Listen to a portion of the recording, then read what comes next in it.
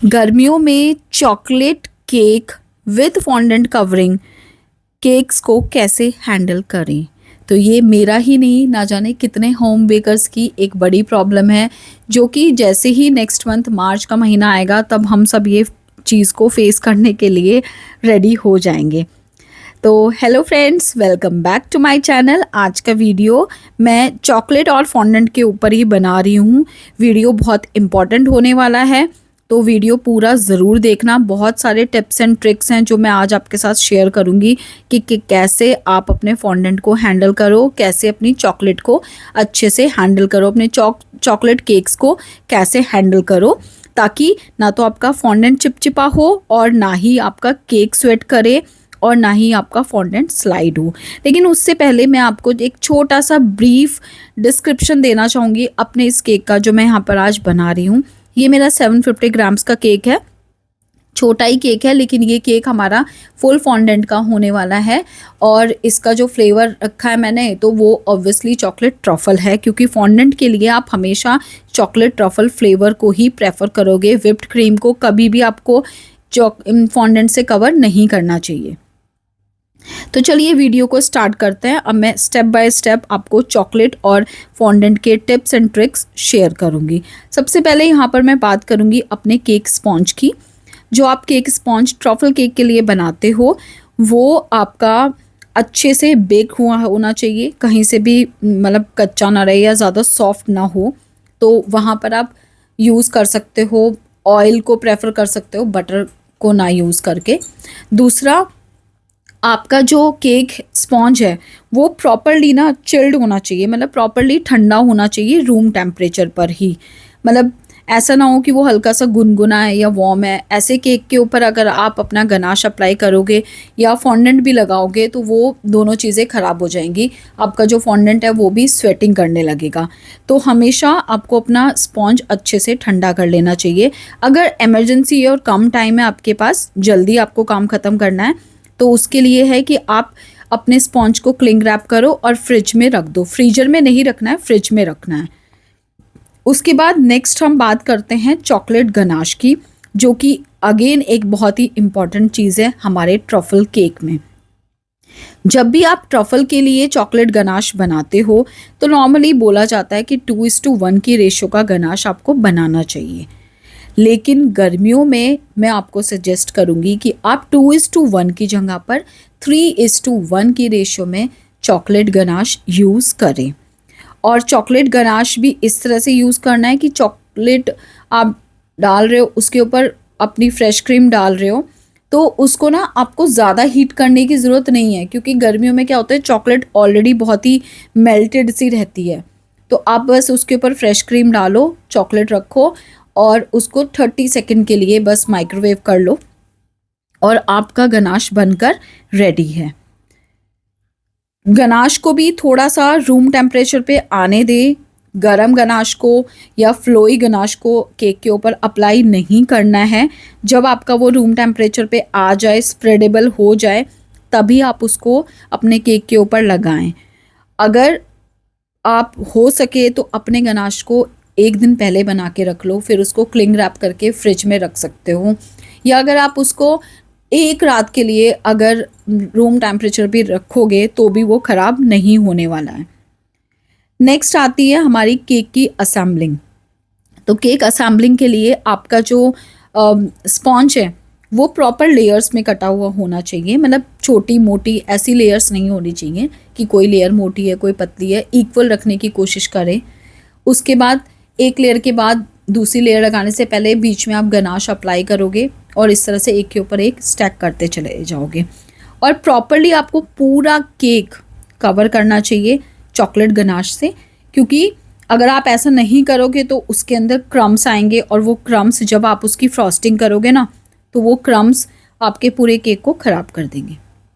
तो इसलिए अच्छे से उसको क्रम कोट करो। क्रम कोट करने के बाद अगर आप उसको फ्रिज में रख रहे हो तो फ्रिज में तो आप उसको 15 मिनट के लिए रख सकते हो। इन केस अगर आप उसको फ्रिज में नहीं रख पा रहे हो तो आधे घंटे के लिए एसी वाले रूम में ज़रूर रखें। जितना ठंडा टेम्परेचर होगा उतना अच्छा आपका गनाश आपके केक के ऊपर सेट हो जाएगा।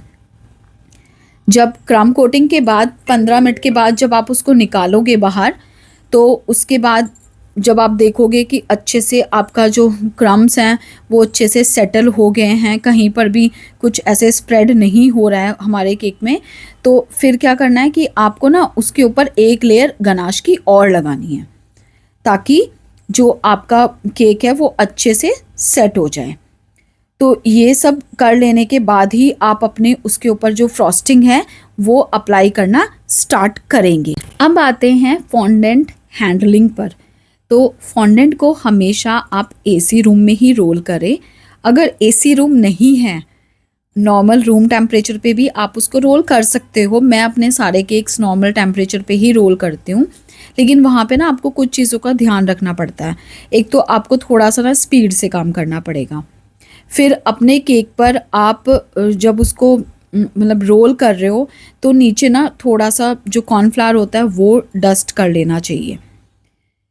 और साथ के साथ ज़्यादा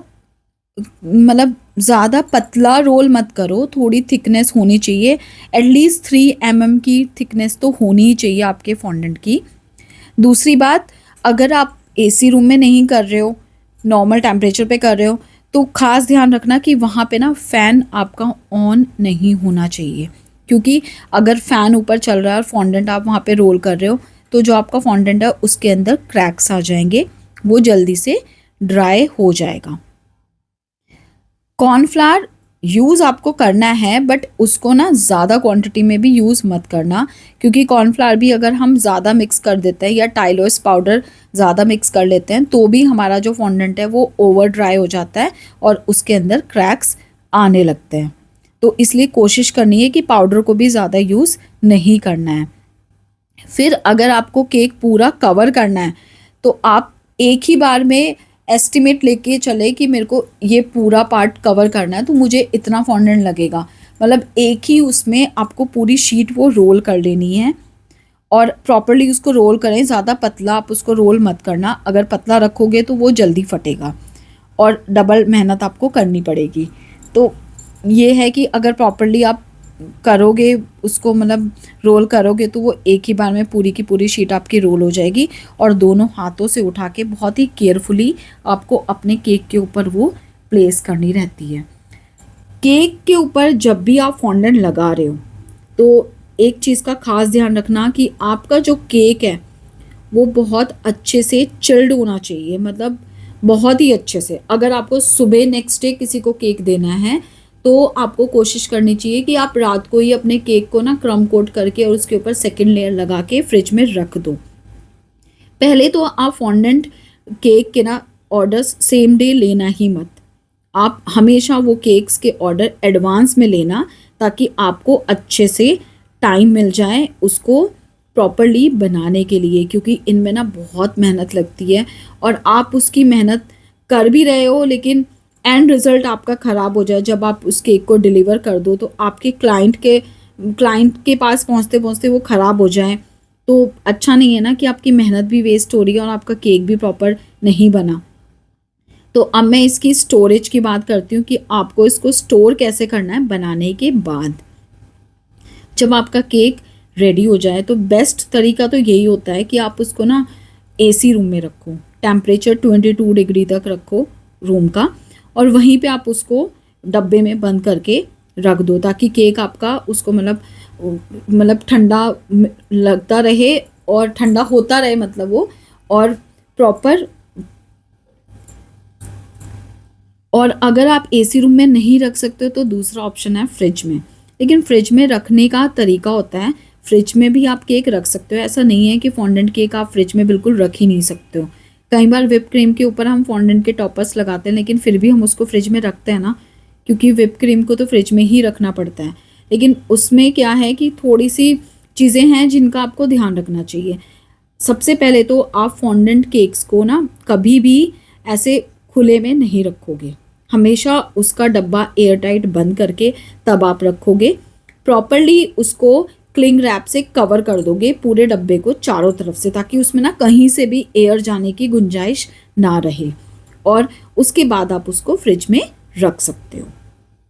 और इससे क्या होगा ना कि मतलब पूरी तरह से वो कवर हो जाएगा तो उसके अंदर कोई वाटर या कोई मॉइस्चर, कोई एयर इस तरह का कुछ जाएगा ही नहीं, तो केक आपका स्वेट भी नहीं करेगा। दूसरा है कि हम इसको ट्रांसपोर्ट कैसे करें, मतलब आपने केक बना दिया है, रेडी हो गया है, तो डिलीवरी का टाइम है, तो डिलीवर करते टाइम भी आप अपने क्लाइंट को बोलोगे कि इसको आप कोशिश करना कि एसी कार में ही लेकर जाएं, मतलब एसी में ही लेके जाएं अगर लॉन्ग डिस्टेंस है।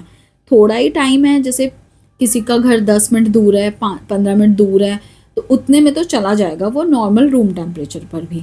लेकिन अगर ज़्यादा दूर आप उसको ट्रांसपोर्ट कर रहे हो तो कोशिश करना कि एसी व्हीकल हो। अगर एसी नहीं है उसमें तो थर्माकोल या इंसुलेटेड बॉक्स में भी रख कर आप उसको दे सकते हो, या क्लाइंट खुद भी लेकर जा सकते हो। एक और आपको मैं बात बताती हूँ, आप गर्मियों में कोशिश करें कि फॉन्डेंट की जगह मॉडलिंग चॉकलेट को यूज़ करें, उसके रिजल्ट्स बहुत अच्छे हैं। तो यही कुछ चीज़ें थी जो मैं आपके साथ यहाँ पर शेयर करने वाली थी।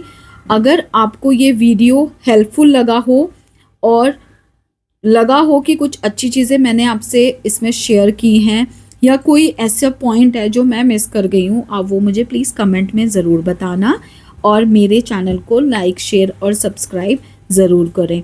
ऐसे ही बेकिंग टिप्स के लिए चैनल को फॉलो करते रहिए, और ऐसे ही अमेजिंग से केक डिज़ाइंस आप मेरे इस चैनल पर देखते रहिए और उनसे सीखते रहिए।